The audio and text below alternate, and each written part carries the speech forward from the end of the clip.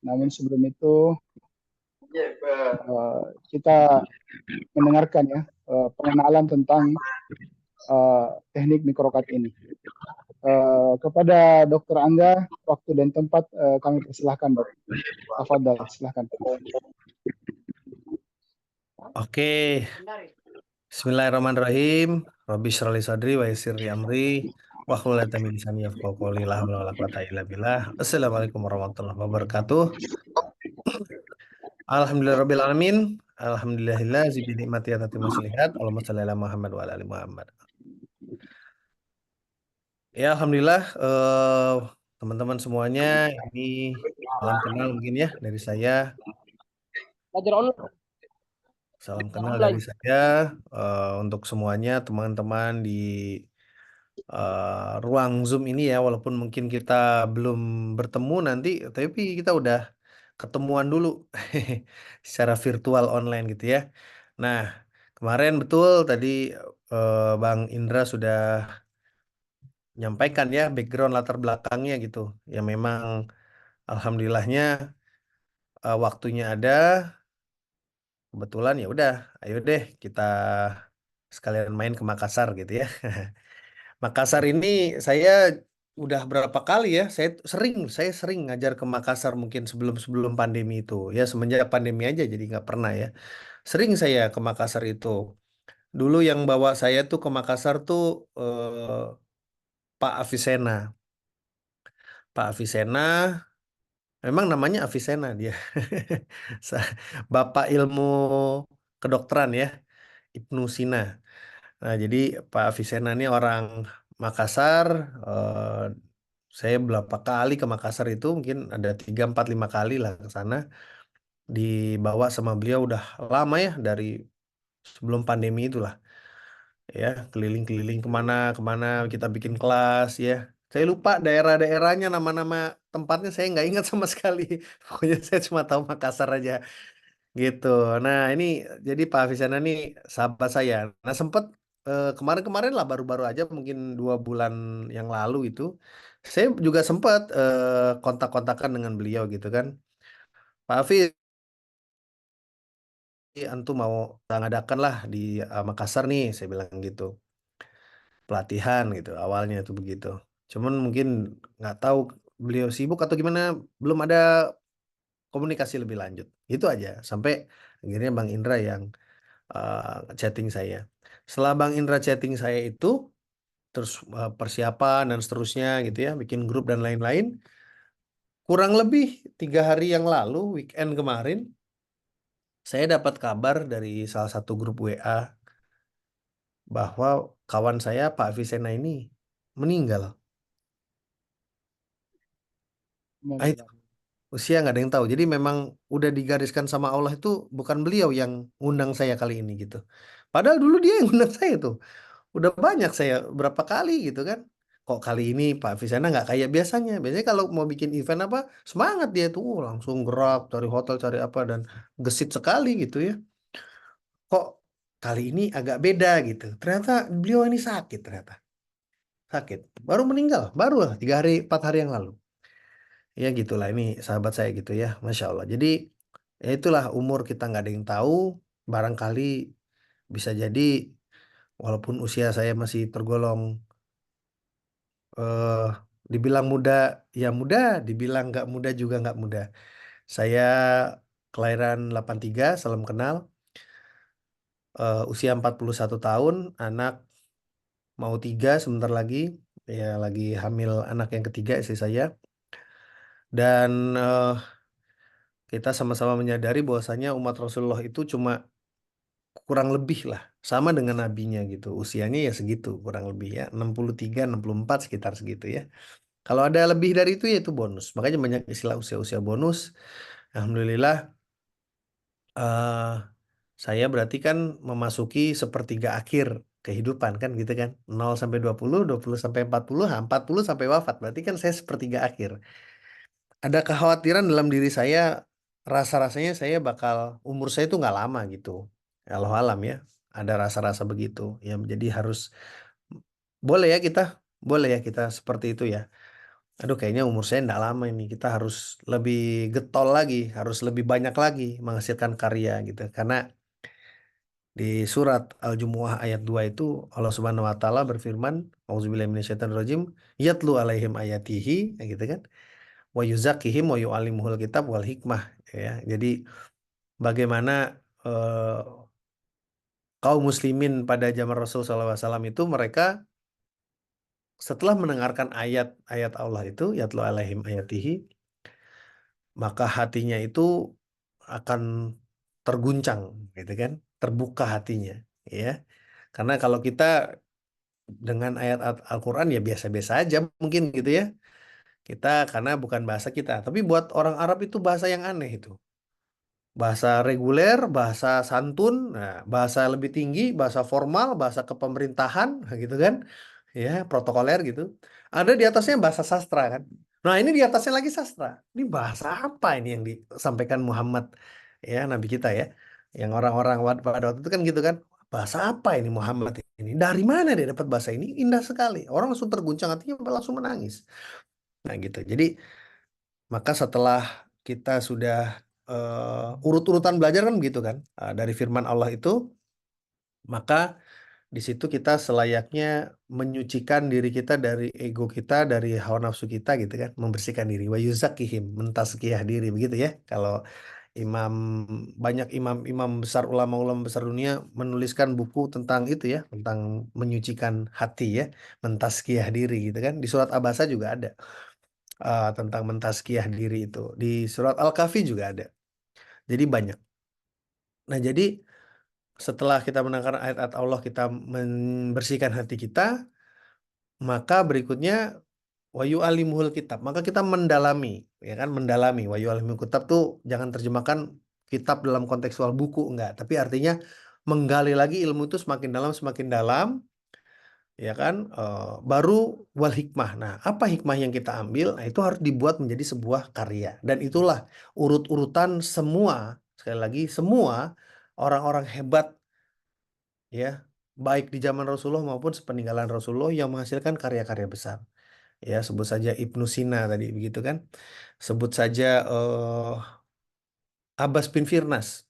Baca ayat tentang burung ya, burung terbang dengan rangka dan seterusnya seterusnya.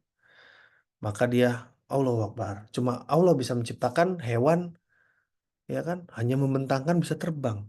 Wah, maka dia terpukau, terkesima, dia menyanyikan dirinya, saya ini nggak ada apa-apanya, saya ini apalah artinya. Ya gitu kan, lantas mulai menggali tentang ayat-ayat tersebut, hukum fisika, ilmu kerangkaan, dan akhirnya wal hikmah. Oh, seperti ini ya. Jadi wal hikmah tuh aha moment ya. Aha gitu ya, aha moment ya. Oh, kayak gini maksudnya. Maka beliau Abbas bin Firnas akhirnya membuat rangka dan beliau manusia pertama yang terbang kan gitu ya. Bukan pencipta pesawat terbang ya, ya pencipta pesawat terbang benar sesuai dengan sejarah yaitu Wright bersaudara. Karena pesawat terbang yang dibuat oleh Wright bersaudara adalah menggunakan prototyping rangka dari Abbas bin Firnas ditambahkan mesin. Ya, jadi pesawat terbang adalah mesin ya, dengan mesin. Itu benar Wright bersaudara, Oliver sama Wilbur Wright itu benar. Tapi kalau orang pertama yang terbang bukan Wright bersaudara tapi Abbas bin Firnas. Cuma ketika zaman Abbas bin Firnas belum ada mesin. Jadi orang yang terbang pertama. Nah, tapi kalau orang yang terbang menggunakan mesin ya dalam bentuk pesawat terbang maka dikatakan penemu pesawat terbang adalah Wright bersaudara. Ya gitu ya kurang lebih ya. Nah, maka seiring juga dengan apa yang kita pelajari sekarang di luar sana itu banyak sekali orang-orang yang memiliki keluhan nyeri kronis, chronic pain ya, apalagi low back pain, nyeri nyeri di pinggang ya, menjalar ke bokong, ke paha dan seterusnya gitu sampai ke betis ya. Nah, itu banyak banget. Kalau dari data statistik tuh 80% orang itu mengalami sakit pinggang minimal pernah sekali dalam seumur hidupnya. Kayaknya malah lebih ya, lebih ya. Nah, sayangnya nggak ada obatnya itu gitu. Sakit pinggang tuh nggak ada obatnya ya. Selama ini yang dihadapi itu di lapangan itu sakit pinggang itu diapain sih? Meminum obat aja. Ya, setiap hari puluhan pasien saya tangani hari ini tadi 36 pasien saya hari ini Sabtu 36 Omset 15 juta nanti saya tunjukin sehari. Hari ini doang. Ya itu ini aja lah ya intermezzo aja. Tapi kalau teman-teman emang serius ingin apa ingin tahu tentang itu, ya itu juga akan kita jadikan materi nanti di pelatihan kita nanti. Ya, jadi alhamdulillah gitu ya. Alhamdulillah karena memang pasiennya juga di luar sana ada banyak orang-orang yang sakit pinggang, maka tugas kita adalah bagaimana kita bisa mengambil ilmu. Bahwasanya Rasul SAW sudah menyatakan semua penyakit itu ada obatnya. Sudah itu aja udah. Ada obatnya. Udah. Berarti saraf kejepit bisa diobati nggak? Bisa. Ya, kata siapa? Bukan kata saya. Kata Rasul SAW. Lah kalau kita Muslim ya udah kita percaya saja ya, langsung percaya saja. Samina wa ta'na, dengar taati. Udah gitu aja udah. Nah maka teman-temanku sekalian yang berada dari segala penjuru ya, ini bukan hanya Makassar saja, bukan hanya Sulawesi saja ya, tapi dari banyak tempat di sini berkumpul ya di Zoom meeting ini. Alhamdulillah, mudah-mudahan kita semua punya niatan baik untuk membantu sebanyak-banyaknya orang-orang di luar sana yang punya keluhan nyeri kronis. Tinggal bagaimana kita membuat mereka menemukan kita. Kan gitu. Mereka tahu bahwasanya kita itu bisa bantu mereka. Kan gitu yang penting. Bukan hanya bisa ilmunya, bukan hanya bisa tekniknya, bukan pintar melakukannya, bukan. Tapi kita juga harus menyampaikan bahwasanya bahwasanya saya bisa bantu Anda, kan gitu. Nah, itu yang harus seluas-luasnya, semaksimal mungkin kita lakukan, karena itulah karya kita, gitu. Ya, bayangkan dari satu dua pasien yang kita obatin, mungkin dia punya saudara, punya keluarga, tetangga, atau mungkin di tempat dia RT-nya mengalami keluhan begitu juga, dia sampaikan bercerita, terus begitu, ya. Itu jadi pahala kebaikan karena barang siapa yang menunjuki sebuah kebaikan maka akan mendapatkan pahala yang sama. Dan karena rezeki harus dijemput, demikian juga dengan kesehatan. Kesehatan juga harus dijemput. Maka orang-orang yang mengalami keluhan nyeri kronis di luar sana, mereka itu punya ibadah tersendiri di sisi Allah, yaitu menjemput kesembuhan. Itu ibadahnya mereka. Nah, yang pasien kita yang sudah pernah berobat kepada kita ngasih referensi itu tuh ke sana tuh ke dokter Angga tuh gitu ya. Itu sudah mereka dapat pahala yang sama dengan saudaranya atau temannya atau koleganya yang sudah berobat lebih dulu kepada kita. Nah, ini yang konsep yang harus kita sikapi dengan baik, teman-teman. Ya, jadi bukan hanya kita belajar ngambil apa tuh, ngambil ilmu doang, enggak, tapi ada hal yang lebih besar di sana, yaitu bagaimana kita menjadi saluran kebaikan untuk banyak orang. Mudah-mudahan begitu ya, melalui wasilah ilmu yang akan kita pelajari nanti di pelatihan ya tentang penjaruman ya mudah-mudahan dari situ wasilah tersebut Allah jadikan nantinya ke depannya banyak masyarakat yang terbantu. Mudah-mudahan seperti itu ya. Nah, itulah niat kita. Ini prolog saja dulu dari saya gitu ya. Prolog dari saya. Nah, suatu hari begini, suatu hari ada seorang teman lah ya di saya di Bandung by the way tinggalnya. Terus ada kawan saya di Tasik ya, di Tasikmalaya. Eh, dia chattingan, manggilnya Abah gitu kan. Emang panggilan ininya akrabnya Abah gitu ya. Kalau yang akrab udah akrab begitu. Kalau yang masih jaim-jaim panggilnya dok dok ya gitu ya. Saya balasannya apa? Kuk kuk ya gitu kan. Dok kan, dok kuk ya gitu. Gitu. Ya, tapi kalau yang sudah akrab biasanya panggilnya Abah biasanya karena anak-anak saya manggil saya Abah terus tempat dulu saya punya tim di banyak lah ya. Setiap kali saya punya tim A, tim B, tim C kerja di ruang bekerja di suatu kondisi A, B, C, semuanya manggilnya begitu. Nah, jadi pendek cerita, insya Allah nanti kita akan bertemu ya, bertemu di pelatihan. Nah, mudah-mudahan di pelatihan ini ada ilmu yang bisa kita tukarkan juga ya mudah-mudahan begitu ya kita sharingkan juga bukan hanya kita belajar tapi juga barangkali ada ilmu-ilmu yang kita punya yang barangkali ada manfaatnya buat orang lain jadi gitu ya jadi jangan dianggap saya mentang-mentang saya pembicaranya jadi ilmunya dari saya semua Anda nggak boleh sharing. Oh jangan dong. Kalau Anda punya ilmu kita sharing-sharing saja. Barangkali saya belum tahu kan begitu. Ya barangkali teman-teman sesama peserta juga belum tahu gitu ya.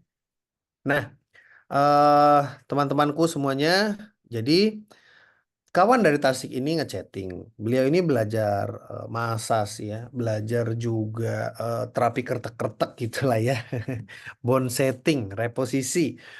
Tapi kok sakit pinggang dia tangani nggak sembuh ya orangnya atau pasiennya ini gitu. Dia nangani pasien sakit pinggang nggak sembuh. Ya, terutama kalau yang menjalar ke bokong, ke paha tuh nggak sembuh. Nah, itu gimana ya itu. Nah, ini yang harus kita bisa sikapi. Ya, maka nanti maaf Afan. Maka yang bersangkutan ini saya suruh datang ke Bandung. Udahlah ke Bandung aja lah, sinilah ke tempat saya bilang gitu. Belajar aja di sini saya bilang gitu ya. Jadi dia dari Tasik naik motor nih ke Bandung. Itu naik motor ke Bandung kurang lebih kalau dari Tasik sekitar 3,5 jam, 4 jam lah gitu. Ya, kalau ngebut mungkin bisa 3 jam. Pembalap ya. Nah, jadi dia niat banget memang ya datang dari Tasikmalaya ke Bandung. Lantas setelah di Bandung dia 2 hari di tempat saya, kita ajarin ini itu. Lantas oh begitu. Jadi paham. Ternyata kenapa nggak sembuh? Ya karena metodenya nggak tepat. Emang nggak bisa hanya dengan massas dan nggak bisa juga hanya dengan terapi reposisi. Kertak-kertak nggak sembuh juga itu.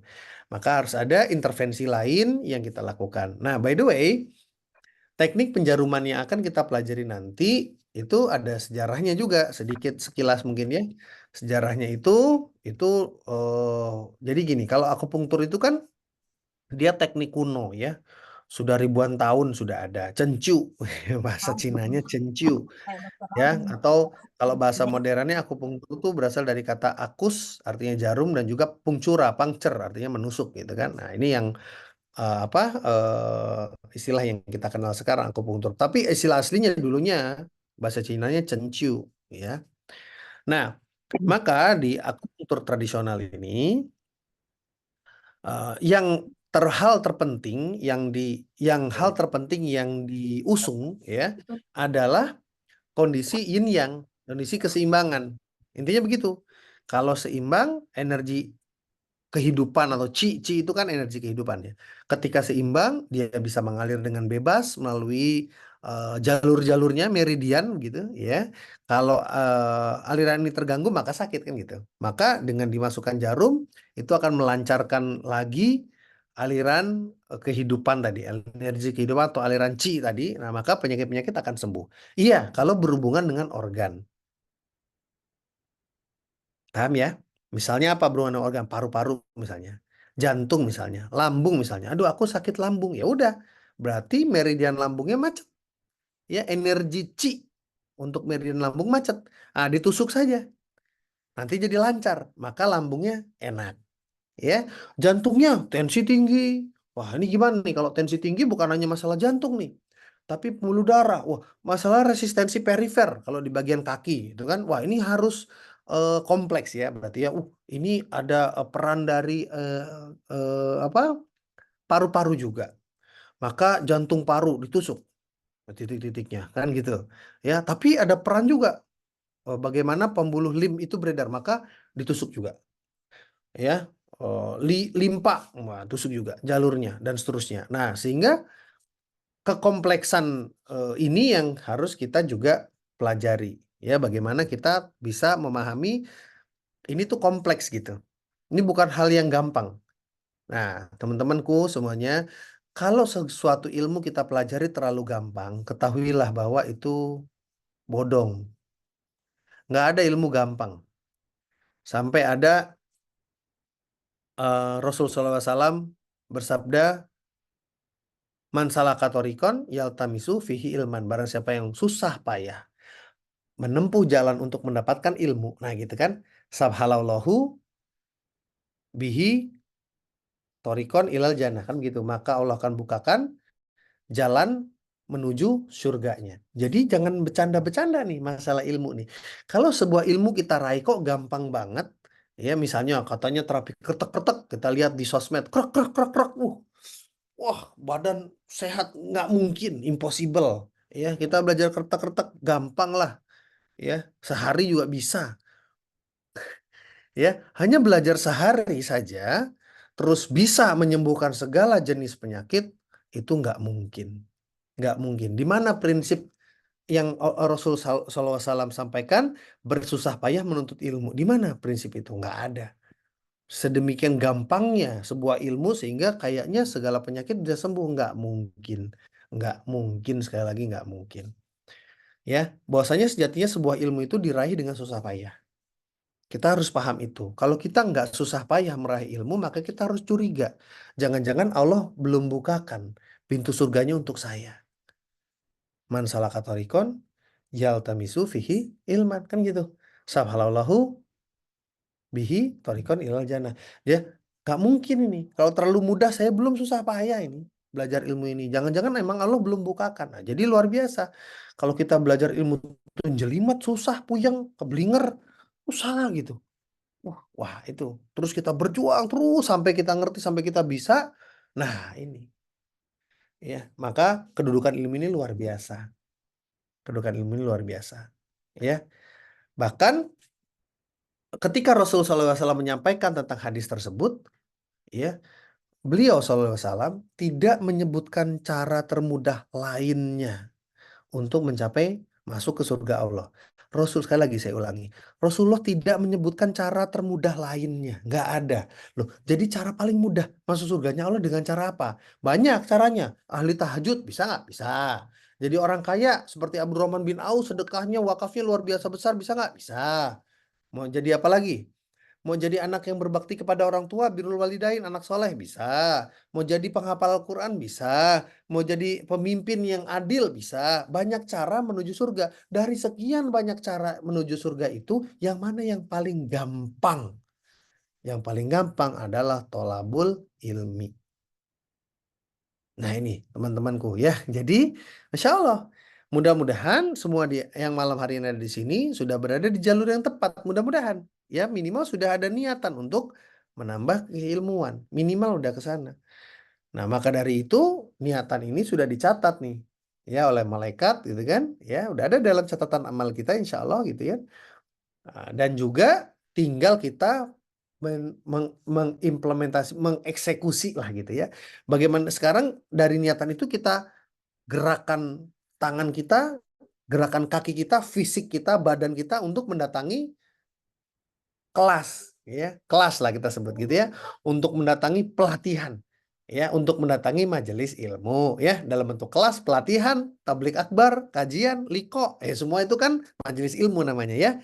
Nah, kebetulan kita bentuknya kelas, training, ya sudah, sama saja, tapi itu juga majelis ilmu. Kalau badan kita bergerak ke sana, susah payah, duit terbatas harus kumpulin dulu, maka ya itulah kesulitan-kesulitan kita yang akan Allah ganti dengan jalan termudah untuk menuju surganya Allah. Nah, begitu. Ya, kurang lebih begitu ya. Nah, maka dari itu akupunktur ini pun sebetulnya harus kita pahami gitu. Ribet dong, ya memang nggak apa-apa ya. Akupunktur tradisional. Nah, maka ada akupunktur tradisional, ada juga akupunktur medis yang dari mungkin baru-baru aja lah ya akupunktur medis ini ya. Mungkin kalau saya cari-cari jurnalnya, literaturnya itu di tahun 1930-an. Ya, jadi ada eh, konsep-konsep tertentu penelitian ya. Itu tahun 1930 ada salah satu ilmuwan namanya Dr. Kellgren. Beliau ini menyuntikan menyuntikan jarum ya ke titik-titik yang kerasa sakit di otot. Nah, gitu. Nah, ketika ditusukkan jarumnya bukan jarum akupunktur, jarum suntik gitu ya. Ditusuk gitu ternyata nyerinya hilang gitu. Ya, nyerinya bisa hilang. Gitu, teman-teman. Nah, ya selain itu ternyata kompleks ya. Terus dicari lagi, oh ternyata ada penurunan kadar hormon kortisol, ada juga perlambatan detak jantung berhubungan dengan respon parasimpatis. Nah, ini yang luar biasa gitu. Sampai sedalam itu. Ya. Nah, ini yang kita harus pahami, ternyata ditemukan ditemukan. Nah, ini saya bukakan ininya ya. Nah, ditemukan sampai sebanyak 361 titik akupunktur. Nah, ya di penelitian di literaturnya Chappell tahun 2013. Ya. Nah, ada juga yang bilang 365, ya sekitar segitulah. Nah, maka dari itu kita juga nanti harus mempelajari tentang apa itu akupunktur sebetulnya. Tapi tidak perlu menghafal titik-titiknya, ya. Karena nanti yang kita pelajari adalah lebih bagaimana caranya kita mengatasi ini, titik-titik nyeri. Kalau orang itu, seseorang pasien mengalami nyeri kronis, maka kita harus bisa melakukan diagnosa. Diagnosa subjektif, diagnosa objektif. Setelah itu, bagaimana nyeri itu kita baca pola-polanya, lantas kita tusukkan lah ya. Kita tusukkan di titik-titik nyerinya tadi. Nah, setelah kita tusukkan titik-titik nyeri tadi, maka seharusnya titik-titik nyeri ini kolaps dia karena dia ada contraction knot di sana. Nah, ini ya. Penyebab nyeri itu adalah contraction knot. Ya, kayak gini. Nah, ini kalau kita tusukkan jarum ke sini, maka dia kempes, nyerinya hilang. Karena contraction knot gini akan menggencet ya gitu ya. Menggencet serabut-serabut saraf. Nah, itu yang bikin nyeri. Ya, jadi yang ditusuk tuh bukan sarafnya, ya bukan. Ini nih gumpalan-gumpalan otot, contraction otot-otot yang berkontraksi, ya, membentuk sebuah simpul.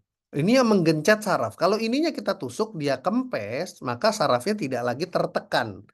Ketika saraf tidak tertekan lagi, maka nyerinya akan berkurang. Saya nggak bilang hilang ya, berkurang gitu. Ya. Nah, ternyata seiring dengan waktu bukan hanya ini yang menyebabkan nyeri, tapi juga ada yang namanya adesif atau perlengketan. Ini jarang banget ada yang bahas. Jarang banget. Ya, walaupun dokter spesialis saraf, dokter spesialis ortopedi, dokter spesialis bedah, coba aja. Saya tidak terlalu yakin mereka akan membahas tentang adesif. Nggak percaya? Nanti Anda buktikan sendiri di ruang praktek. Ya. Tapi saya dulu S2-nya anatomi manusia. Saya bongkar mayat manusia, bongkar mayat orang. Adesif itu ada, perlengketan ada. Lah, terus perlengketan ini dibahasnya di mana? Ternyata di ilmu kedokteran tidak terlalu banyak dibahas. Padahal di mayatnya ada. Ya, saya S2 anatomi, saya dosen anatomi. Ya. Padahal ada. Nah, tapi penata laksanaannya gimana ini? Gitu. Nah, ini jadi problem. Kita menemui tembok besar di sini. Gitu. Ya. Nah, ternyata dikembangkan oleh teman-teman jurusan kuliahnya ya, jurusan fisioterapi. Nah, jadi kita jangan terlalu berbangga diri ketika kita adalah praktisi sport massage. Atau kita berbangga diri ketika kita sudah bisa terapi kretek-kretek. Atau kita berbangga diri sudah bisa akupunktur. Atau kita berbangga diri untuk ABC gitu. Nah, udah kita nggak ada apa-apanya lah di ilmu itu, kita tuh nggak ada apa-apanya. Demikian juga saya. Lah, saya ini S2 anatomi, saya jelas-jelas melihat adhesive problem, ada wujudnya, tapi saya nggak tahu gimana nanganinnya. Coba, kebayang nggak? Ya, saya sekolah dokter aja 8 tahun. S2 saya berapa tahun lagi tuh? Kayak gitu nggak tahu caranya. Nah, ngapain kita sombong sekarang kan gitu? Ya, apakah kita berhak sombong? Ya, kan malu kalau kita sombong gitu ya. Malu kalau kita sombong. Kita udah belajar PAZ lalu kita sombong. Ngapain gitu kan? Kita udah belajar sport massage kita sombong, merasa bisa. Ngapain? Ya, sport massage cuman kursus 2 hari. Akupunktur kursus 3 bulan, let's say lah. 6 bulan. Atau sekarang ada kuliahnya D3 ya 3 tahun berarti. Lah, saya sekolah 8 tahun plus S2 3 tahun, 11 tahun. Ketemu adhesif, saya nggak tahu caranya. Gimana kita bisa sombong? Ya, yang 11 tahun sekolah aja mau sombong nggak bisa. Apalagi yang cuman kursus 1 hari, 2 hari, 3 hari. Sampai sini paham teman-teman? Itulah mengapa tolong buanglah kesombongan kita sejauh-jauhnya. Ya, yang memiliki ilmu, menggenggam ilmu itu ya hanya Allah. Allah bisa cabut ilmu kapanpun. Nggak percaya? Coba. Dulu kita waktu barangkali ada yang seusia 40 plus ya atau 50 plus ya. Kita mengalami ya. Dulunya itu adalah kita nomor HP, nomor telepon, maaf, nomor telepon teman-teman kita, saudara-saudara kita, kita hafal. Sekarang saya tanya, nomor yang dulu Anda pernah hafal, nomor telepon yang Anda dulu pernah hafal, sekarang saya tanya, Anda masih hafal nggak nomornya? Barangkali Anda sudah Anda hafal. Apalagi zaman sekarang nomor HP. Hafal nggak? Nggak ada nomor HP kita hafal zaman sekarang. Kecuali nomor HP sendiri. Atau mungkin nomor HP pasangan kita, suami kita, istri kita kan begitu. Ya, selebihnya ada yang kita hafal. Itulah bukti bahwasanya Allah bisa mencabut keilmuan yang ada dalam diri kita dengan cara lupa. Jadi apa yang perlu kita banggakan? Nggak ada. Ya, maka dari itu sekali kita menjadi tolibul ilmi, maka seumur hidup kita harus tolib. Seumur hidup kita harus menuntut ilmu. Jangan pernah lelah, jangan pernah capek, jangan pernah berbangga diri dengan ilmu yang sudah kita miliki. Karena di luar sana selalu ada orang yang lebih pintar daripada kita. Nah gitu. Ya, kurang lebih begitu ya. Nah, insya Allah. Jadi nanti di pelatihan, eh, ya di situ yang saya sampaikan tadi. Ternyata adhesive problem ini ya malah dipelajari oleh teman-teman fisioterapi. Ya, dengan IASTM misalnya, Instrument Assisted Soft Tissue Mobilization, contohnya begitu. Ya, atau Anda tahu nggak sakit di bokong yang suka menjalar ke bawah itu disebabkan oleh apa? Mungkin Anda cuma bilang, oh itu piriformis syndrome. Tapi Anda tahu nggak ada rotasi anterior, ya, tulang iliak. Mungkin Anda nggak sampai sana taunya. Tapi it real, itu ada. Dan itu yang lebih sering menyebabkan piriformis syndrome. Ya, nah, jangan-jangan baru dengar juga itu. Apa itu tadi? Bahasa apa itu? Ya, rotasi anterior. Jadi bagian nanti posterior iliosakral joint itu akan mengalami elevasi. Sampai sana nggak kita belajar? Barangkali enggak. Ya, tapi saya belajar ya. Itu di anatomi saya belajar gitu. Nah, ini yang harus terus menerus kita pelajari. Kembali lagi ke adhesif dan di IASTM juga punya keterbatasan ternyata. Terapinya sangat menguras rasa nyeri. Ya, nyeri itu nyeri, benar ya. Saya boleh tunjukkan ya STM ya. Instrument Assisted Soft Tissue Mobilization kayak gini.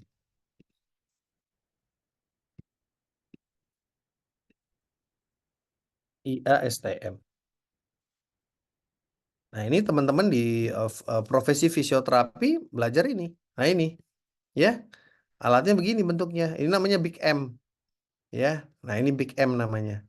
Abaikan modelnya ya. Kita lihat kita mau belajar ilmunya. Ya, begini ya. Nah, ini alatnya ya namanya Big M ya, ada Graston teknik macam-macam ya. Nah, itu. Ini soft tissue mobilization. Instrument assisted soft tissue mobilization ya. Nah, ini namanya Big M nih. Nah, ini seperti ini. Tapi ini nyeri luar biasa sakit ini terapinya. Ada nggak eh, cara lain gitu yang sakit juga sih, tapi nggak sesakit itu. Sakit juga. Ada yaitu dengan terapi penjaruman. Terapi penjaruman yang khusus menyasar titik-titik nyeri tadi. Satu, yang kedua menyasar adhesif. Nih saya kasih tahu ya. Ini fakta real di lapangannya. Di lapangannya yang nanti mungkin Anda akan ketemu ya. Orang-orang yang bahas tentang ini, tentang trigger point ini banyak. Teknik penjaruman trigger point ini banyak. Pelatihannya banyak. Banyak ya. Termasuk pelatihan kita. Ya, itu juga. Tapi yang bahas tentang penjaruman untuk adhesi, ya, siapa sih yang bahas? Ada gitu? Coba. Kalau ada, kasih linknya ke saya. Link pelatihannya ke saya. Nggak ada, teman-teman. Ya, jadi kita akan belajar teknik penjaruman untuk myofascial trigger point ini. Dan kita akan belajar teknik penjaruman untuk adhesi. Nah, ini kayak gini. Ya, maka dari itu kita harus paham anatomi nanti. Ya, jangan sampai kita jarumnya nabrak saraf. Jangan sampai jarumnya nabrak vena. Nabrak arteri. Serem. Ya, serem banget deh itu. Ya, nah itu kita harus paham ya. Bentuk jarumnya kita akan pakai jarum akupotomi, akan pakai dua jarum maaf ya. Satu jarum akupotomi, yang kedua jarum akupunktur. Dua jarum akan kita pakai dalam protokol microcut. Ya, ini alat-alat yang kita harus siapkan ya. yaitu yang pertama jarumnya, ya, 2 jarum ya, jarum akupunktur dan juga jarum akupotomi. 2 jarum kita siapkan. Ya, ada tabung panduan tuh kayak sedotan gitu, kayak gitu, kapas dan alkohol, of course tentunya.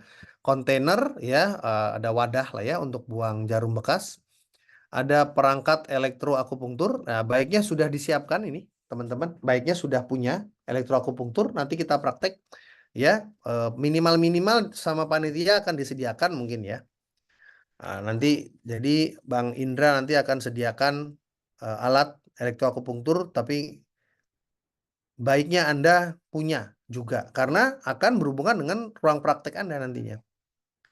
Ya, dan ini akan kita pelajari. Moksibusi, moksa, ya, cupping. Cupping itu kop bekam, ya.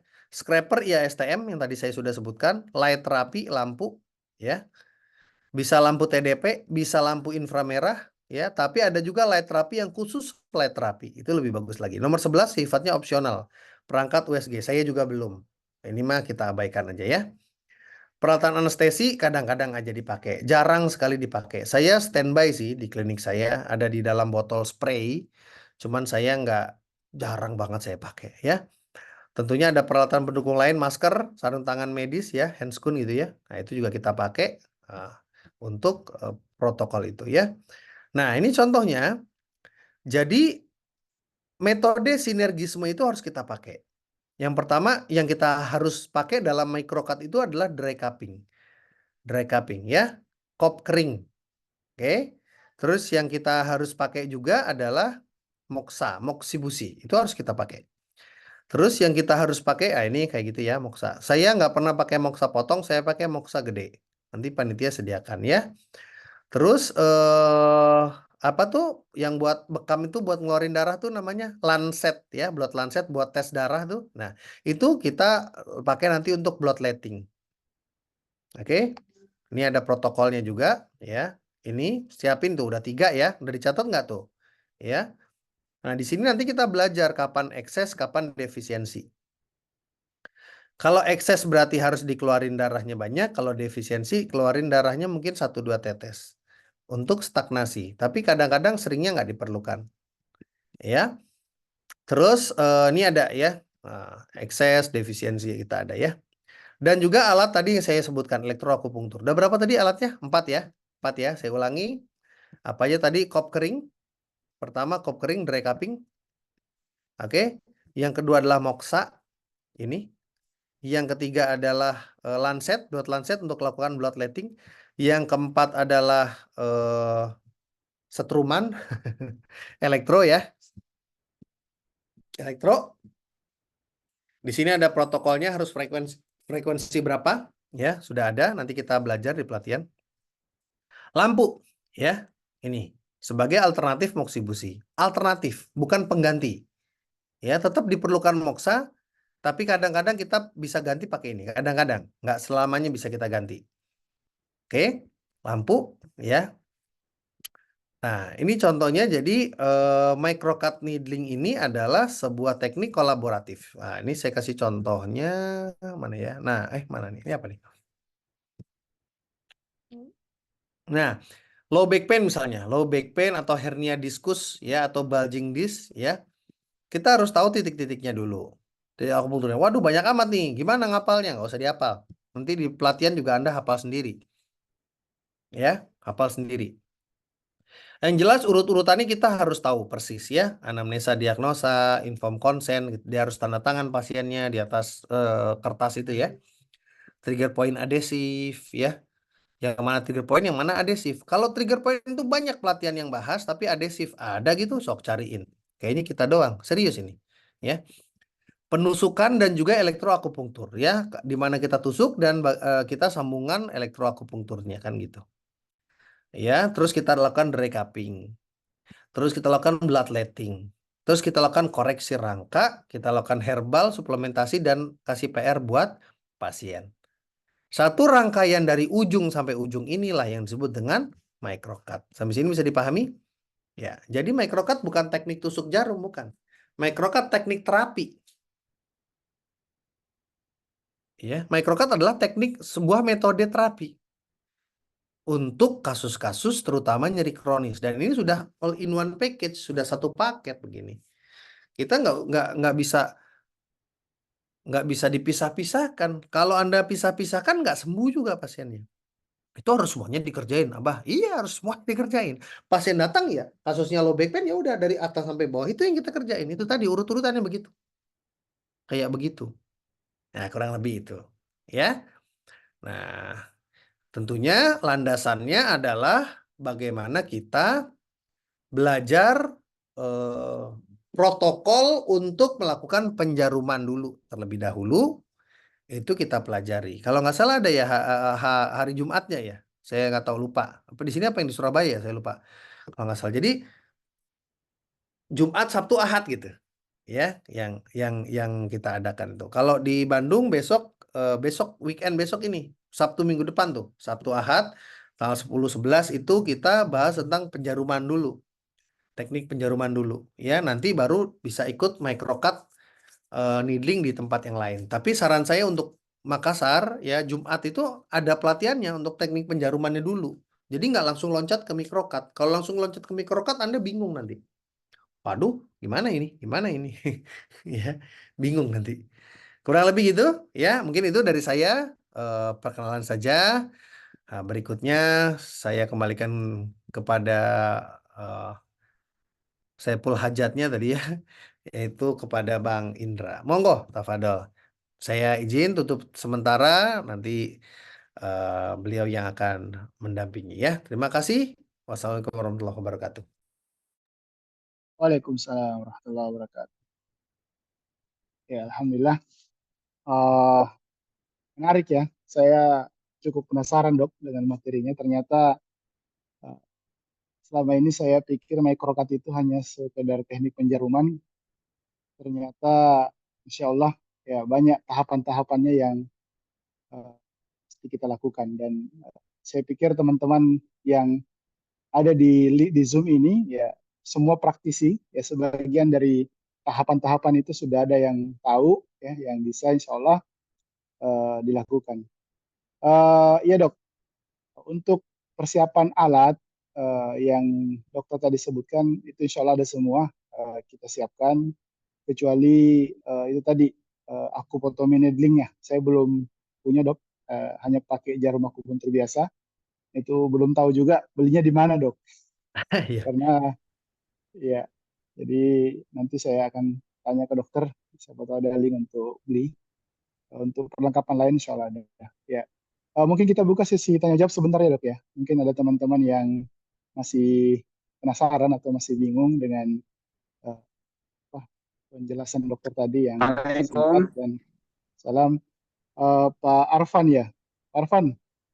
Ya, Ya, ada saya yang masih ditanyakan Ustaz. penasaran Silakan, ini Ustaz. karena saya baru masuk sudah wassalamualaikum masternya. Ah, nanti saya bagi link rekamannya Ustaz. Nanti saya bagi Ya, linknya bisa ya benar. diputar Itu aja. ulang. Masih penasaran, 100% penasarannya karena belum sama sekali dengar materinya. Ya baik.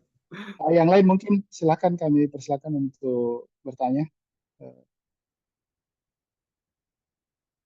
Silakan langsung dinyalakan saja mic-nya.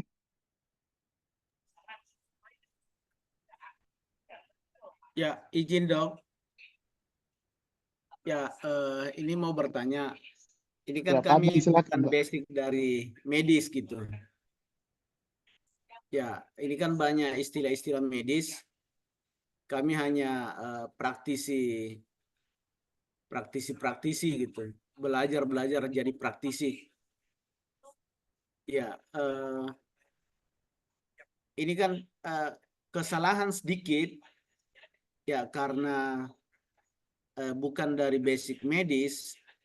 Ya, kemungkinan fokus atau konsentrasi itu agak mungkin tidak sama dengan teman-teman atau orang-orang memang yang khusus di medis gitu.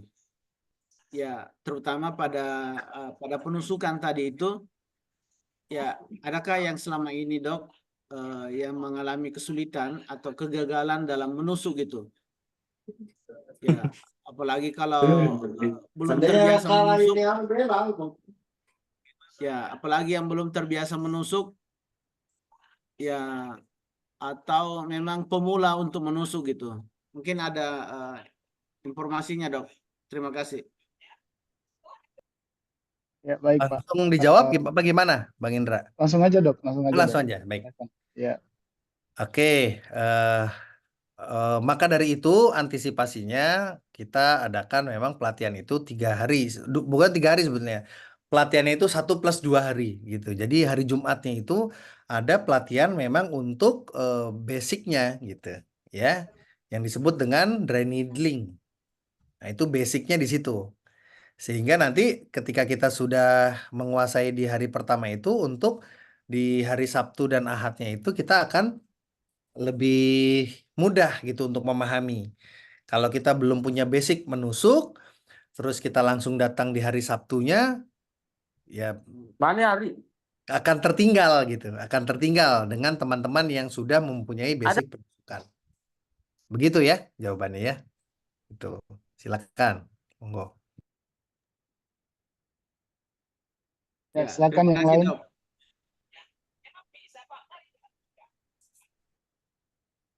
Itu maaf, Dok.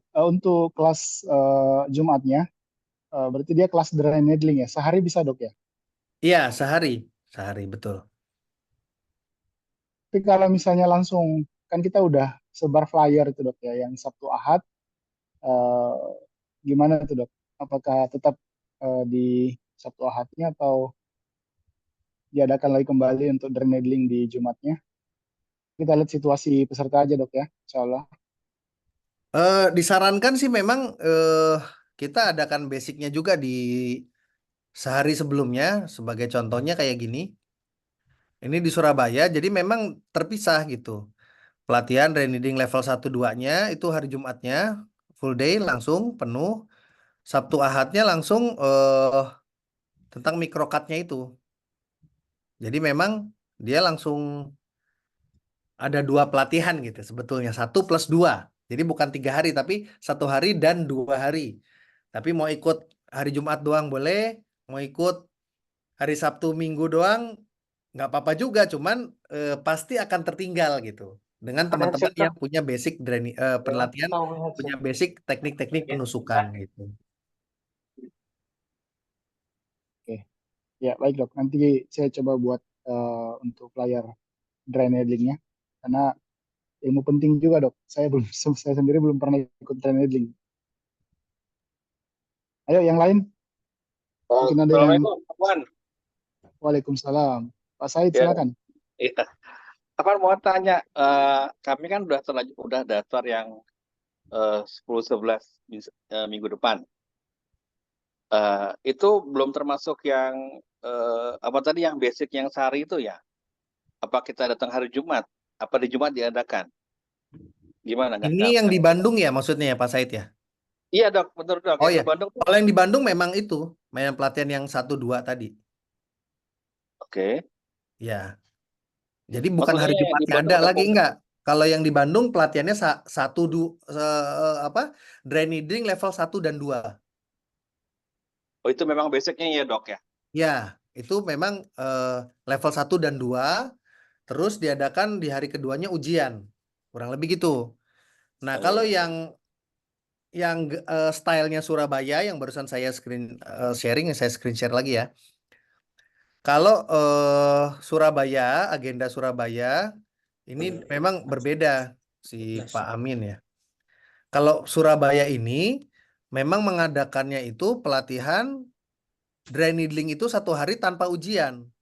Karena Sabtu Ahadnya diadakan microcut. Ujiannya di hari Minggu gitu. Hari Ahadnya, hari ketiga. Kalau yang di Bandung besok 10-11 Agustus itu 2 hari, hari kedua langsung ujian gitu. Tapi belum sampai microcut teknik belum. Dia Oh. yang ini plus ujian gitu. Microcutnya berikutnya. Microcutnya berikutnya. Jadwal nanti dibikin jadwal lagi ya begitu. Betul, betul. Saya belum tahu kapan itu. Oh, oke oke Waktunya oke. betat-betot soalnya. Minggu Iya iya depannya iya. 17-an, minggu depannya lagi saya kajian rutin di sekolah wali santri. Jadi minggu depannya kalau nggak salah ini apa Makassar. Masalah gitu. Jadi waktunya habis weekend-weekend saya. Jadi memang harus di arrange banget lah gitu untuk itu ya. Kurang lebih gitu Ya, Pak. takutnya kalau gapnya kelamaan lupa dok. Lupa, jangan dong. Maklum udah kolot jadi memorinya ini udah Gitu ya, dipraktekkan ke pasien, nanti insya Allah nggak lupa. Kalau nggak dipraktekin lupa biasanya gitu. Jadi Ya. yang Bandung besok itu tetap Sabtu Ahad ya. Tetap Sabtu Ahad kalau yang Bandung besok. Kalau yang di Makassar, Sabtu Ahadnya itu microcutnya. Tapi mungkin ada teman-teman yang belum punya basic teknik penusukan, maka disarankan adakan kelas Jumat gitu seperti di Surabaya. Kurang lebih gitu.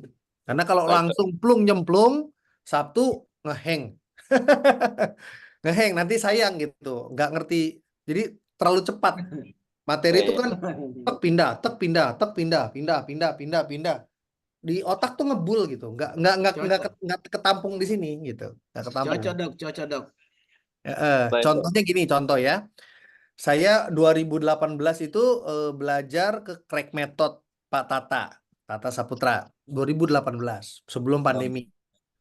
Jadi saya udah paham tuh, sudah paham ya. Tapi Berapa? begitu saya mengikuti pelatihan RTS Master Ari, saya lupa semua tekniknya Master Ari. Gitu, kurang lebih gitu. Kenapa? Karena terlalu banyak tekniknya. Saya bahkan ini apa sih gitu. Terlalu banyak, terlalu cepat. Dari sini pindah, pindah ke pergelangan tangan, nanti pindah ke siku, pindah. Dan itu satu apa nih satu sendi aja tuh banyak banget gitu. Ini gimana sih gitu. Sehingga bingung gitu, bingung. Ya akhirnya kan kita minta rekaman lah, apalah, apalah, apalah. Akhirnya ya mungkin sampai sekarang ilmunya itu RTS-nya Mas Rari itu mungkin cuman saya praktekin mungkin cuma 20% gitu. Kayak kurang lebih gitulah ya. Terlalu Ya, banyak dalam waktu yang terlalu sedikit. ya, ya. Ya. Terima kasih, Dok. Ya.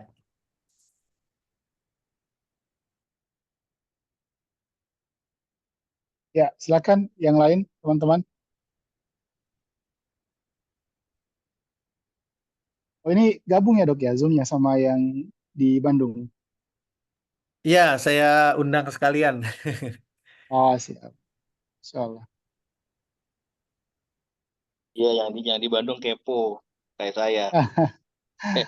Ya, Ya, sebetulnya gitu yang di Bandung yang mau ikut di Bandung kepo ya udahlah, ayo deh kita gabung aja nggak apa-apa lah silaturahim. oke. Iya, silaturahim.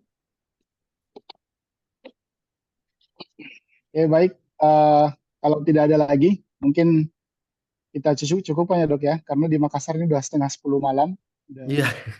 Masih jam sore. 9 lewat 20. Ya, nanti teman-teman yang belum dapat di grup, belum sempat ikut Zoom, insya Allah ada rekaman, nanti saya share di grup, insya Allah. Ya, Masih. oke. Terima kasih Dok ya atas atensinya, kesempatan Siap, waktunya pada sami-sami. malam hari ini. Insya Allah semoga Allah mudahkan kita bisa ketemu langsung di tanggal 31 dan 1 September. Insya Allah.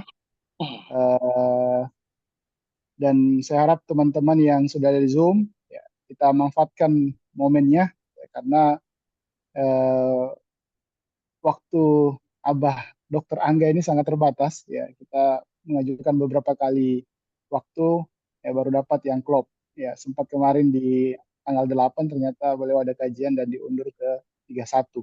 Jadi gitu, Dok. Afwan, Dok, saya juga mau tanya nih, Dok. Waktu ke Makassar kegiatannya pelatihan apa, Dok? Yang sebelum sama Pak Afisena itu, rahimahullah. Eh, jadi saya punya banyak kualifikasi sebetulnya. Ini maaf loh, ditanya gitu jadi aduh, bukan Kancing maksudnya ya. mohon izin teman-teman semua tidak bermaksud membanggakan diri atau menyombongkan diri enggak. Saya pernah belajar coaching, ilmu coaching standar ICF, International Coach Federation. Itu belajarnya tahapan dasarnya itu namanya listening skill, itu 2 hari 1 malam. 2 hari 1 malam cuma dengerin orang doang, listening skill. Dari situ baru saya ikut masuk ke pelatihan coachingnya itu 8 hari. Jadi 9 hari. Terus NLP coachingnya 2 hari plus 2 hari, 4 hari, jadi 2 plus 2 itu ada 2 level gitu. Sehingga saya punya keahlian di dunia coaching gitu. Nah, waktu itu Ya. diundang ke Makassar untuk tujuan tersebut gitu. Terus saya juga kebetulan certified hypnotherapy instructor. Jadi ngajar juga hypnobirthing gitu ya ke bidan-bidan atau dokter-dokter yang memang bersinggungan dengan persalinan ya. Itu juga apa kita adakan pelatihan juga kayak gitu. Contohnya misalnya bayi sungsang atau letak sungsang atau lintang. Kalau zaman sekarang itu banyaknya di sesar ya. Padahal sebetulnya dengan hypnobirthing itu bayi yang sungsang itu bisa muter palanya jadi pindah ke bawah. Bayi lintang bisa muter palanya pindah ke bawah sehingga yang tadinya sesar jadi nggak perlu sesar. Hemat biaya, nggak sakit kan gitu ya. Sakit mana sih persalinan normal dengan sesar? Sakit sesar lah. Sesar itu lama sakitnya 6 bulan perutnya masih sakit itu. Kalau lahir persalinan normal itu cuma lahir pluk keluar bayi dari jalan lahir yang alamiah gitu kan. Sakitnya paling cuma seminggu gitu kan. Nah, itu jadi dan lebih murah biayanya, prosesnya lebih cepat, efek sampingnya lebih minimal. Jadi benefit melahirkan persalinan normal itu jauh lebih besar daripada persalinan sesar. Maka dari itu kita ngebelain yang normal dulu kan gitu. Nah, itu saya juga ada pelatihan itunya kayak gitu. Jadi sebenarnya ada cukup banyak cukup banyak gitu ya, teman-teman ya. Termasuk juga pelatihan-pelatihan bisnis. Nah, salah satunya yang kemarin baru tadi malam banget ya. Ini juga ada beberapa teman-teman yang tadi malam ikutan juga ya Zoom meetingnya. Itu bagaimana manajemen klinik. Makanya tadi saya sempat bilang hari ini saya pasien 35 penghasilan omset klinik hari ini tuh 15 juta kalau salah, 15 atau 16 juta. Nah, itu sehari ya, kadang 5 juta, 6 juta, 7 juta, 8, 9, 10 ya. Hari ini sampai 16 juta kalau salah. Nah, itu ada pelatihannya juga kayak gitu contohnya gitu. Nah, ini yang nantinya juga ke depannya saya sih berharap teman-teman di Makassar bukan hanya mampu untuk menterapi tapi juga mampu untuk mempromosikan atau menjual. Lah kalau kita bisa terapi tapi kita nggak bisa jualan gimana? Kita mau dapat omset ya. Nah, dan masih banyak yang berpikir itu dengan cara membuat sosmed ya. Padahal itu cara yang traffic yang tidak bisa kita kendalikan, traffic yang tidak bisa kita kontrol. Sosmed itu hanya kita tunggangi saja. Ini sharing-sharing sedikit aja lah tentang bisnis ya. Kebetulan kita ngerti banget gamenya, beginian-beginian ya. Dan memang kemarin saya rencana itu, kemarin saya sampaikan ke teman-teman, emang ada rencana mau buka cabang klinik Dokter Angga di Depok, di Margonda, tempatnya sudah dapat. Gitu. Jadi kita mau undang teman-teman yang tadi malam itu untuk berpartisipasi gitu, untuk usaha bareng-bareng lah gitu, kurang lebih gitu. Jakarta juga mau buka juga klinik Dokter Angga nanti teman-teman yang di Jabodetabek yang mau ikutan juga dipersilakan. Nah, harapan saya juga nanti Makassar ya, kalau bisa ya kita buka juga begitu ya, Bang Indra kali ya. Klinik Siap, Dok. Angga Siap, cabang siap. Makassar. Ya, mungkin teman-teman ini yang akan menjadi syirkahnya gitu, kurang lebih seperti itu. Ya, karena saya sangat meyakini bahwasanya di zaman para sahabat itu tidak mungkin salah satu pengusaha dengan pengusaha lain itu menjadi kompetitor bisnis itu nggak mungkin. Misalkan Abdurrahman bin Auf itu bisnisnya itu pakaian, kain, tekstil, pakaian, perhiasan, parfum, wangi-wangian. Demikian juga Usman bin Affan sama, dia jual kain juga. Masa dua pengusaha, dua-duanya orang terkaya, jualannya sama, terus jadi kompetitor? Itu kan impossible ya, nggak mungkin dong. Pasti mereka berkolaborasi. Ya, pasti ini nggak mungkin ini jadi kompetitor nggak mungkin. Ya, demikian juga dengan eh Tolha juga bisnis sama di tekstil juga di wewangian perhiasan. Nah, ada lagi geng yang lain, geng Abu Darda. Abu Darda itu dia di pertanian perkebunan, dia ahli itu dalam pertanian perkebunan itu gitu dengan dan juga dia punya keahlian juga di ternak gitu kan. Nah, itu gengnya itu sama Umar bin Khattab ya diwakili di kebun Fadak itu oleh putri Umar yaitu Hafsah istri Nabi. Nah, itu contoh-contoh. Jadi kalau Abu Bakar dia main dua geng ya, di sana dia main, di sini dia main. Gitu dan harta Abu Bakar tuh sebetulnya banyak sekali. Dia sebenarnya orang kaya yang luar biasa kaya juga. Cuman banyaknya kasihin gitu. Sampai-sampai Umar pernah bilang, "Ah, males lah tanding lawan Abu Bakar, pasti kalah." Gitu kan. Adu soleh, adu sedekah, adu kebaikan sama Abu Bakar pasti kalah gitu. Umar lah yang ngomongan gitu. Ya, ini intermezzo aja bahwasanya memang ada banyak pelatihan yang diundang sana diundang sini gitulah kurang lebih gitu. Oke, baik, Dok. Ya, oke, saya kira cukup ya. Kalau teman-teman sudah tidak ada yang mau ditanyakan, kita cukupkan pertemuan kita pada malam hari ini. Ya, alhamdulillah, sharing yang luar biasa, ya, banyak manfaat ya yang bisa kita dapatkan. Ternyata Dokter Angga ini multi skill ya. Jadi saya tidak sabar nih Dok, untuk ketemu langsung insya Allah. Ya, izin Oke. izin Ustadz Indra. Iya, satu Pak Adnan, silakan. Ini acaranya nanti tanggal 30, 31 dan tanggal 1 ya di Agustus. Iya, insya Allah kayaknya begitu Pak.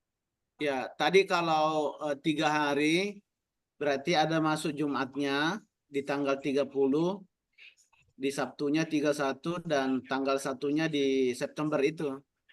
Iya. Nanti saya infokan kembali Pak Di, karena Iya, saya koordinasi makasih dulu Ustadz. sama Iya, Dokter iya, Angga. makasih. Iya, Iya, iya. iya. Ya, oke.